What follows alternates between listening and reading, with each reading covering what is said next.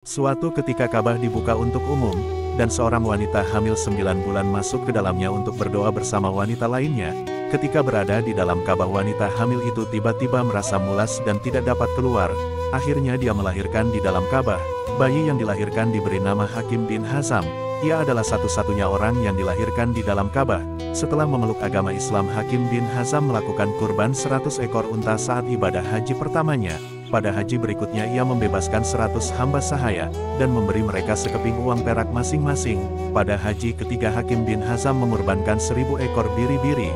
Hakim bin Hizam adalah keponakan Khadijah, istri pertama Rasulullah. Dia terkenal sebagai orang yang dermawan dan rendah hati.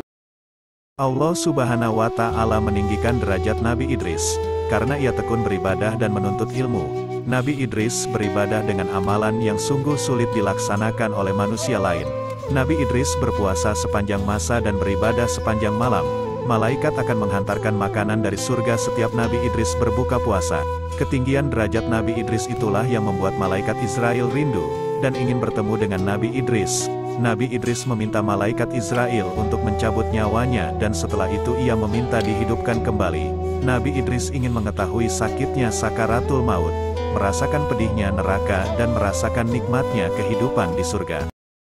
Rasulullah bersabda, ketika ruh sudah keluar dari tubuh anak Adam, dan telah lewat masa 3 hari maka ruh itu berkata, "Wahai Tuhanku, izinkanlah aku berjalan sehingga aku bisa melihat jasadku, di mana aku pernah berada di dalam jasad tersebut." Allah pun mengizinkannya.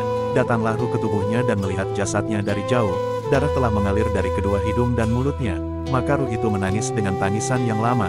Kemudian ruh berkata, "Wahai jasad yang miskin, wahai kekasihku, apakah kamu ingat hari-hari hidupmu?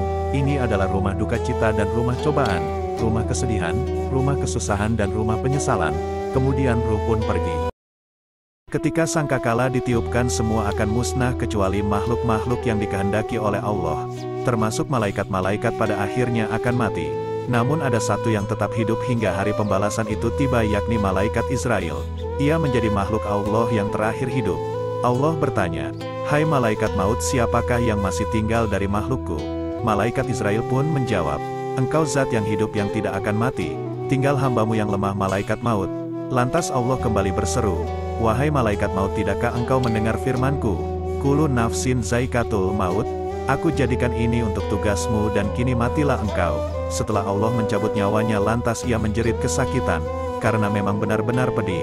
Lalu malaikat Israel berkata, "Andaikan aku mengetahui bahwa pencabutan ruh itu seberat ini, niscaya aku akan lebih lembut di saat mencabut ruh-ruh orang mukmin." Wujud malaikat Israfil. Malaikat Israfil adalah malaikat yang bertugas meniup sangkakala. Disebutkan dalam kitab Bustanul Izin, bahwa Israfil adalah malaikat yang sangat besar. Satu sayapnya ada di timur dan satu lagi ada di barat. Israfil memiliki 1200 sayap, di mana satu sayapnya menyamai 600 sayap Jibril.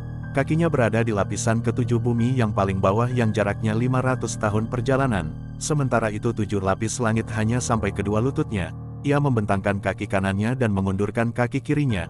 Lauhil Mahfud berada di depan matanya. Dia memegang sangkakala dan pandangannya selalu melirik ke arah arsy. Telinganya selalu waspada mendengar perintah Allah untuk meniup sangkakala. Sangkakala berbentuk tanduk yang terbuat dari cahaya. Saat sangkakala ditiup berarti kiamat telah terjadi.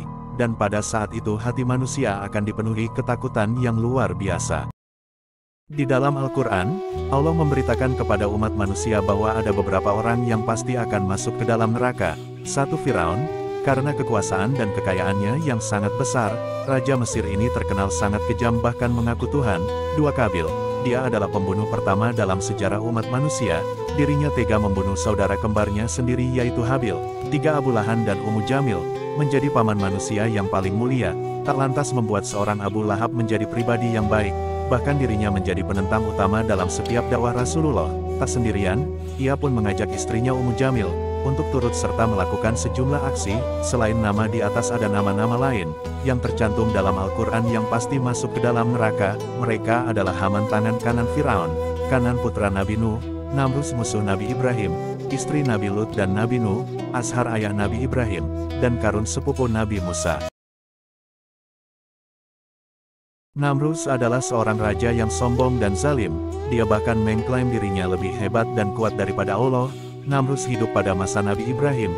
Dia bahkan pernah membakar Nabi Ibrahim secara hidup-hidup, namun Allah menyelamatkan Nabi Ibrahim dari bahaya tersebut.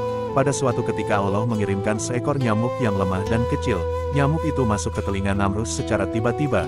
Kehadiran nyamuk di dalam kepalanya membuat Namrus menderita sakit dan pusing yang sangat parah.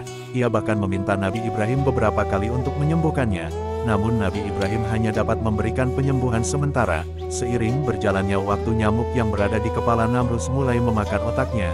Akhirnya Namrus tidak lagi mampu menahan rasa sakitnya yang tidak tertahankan.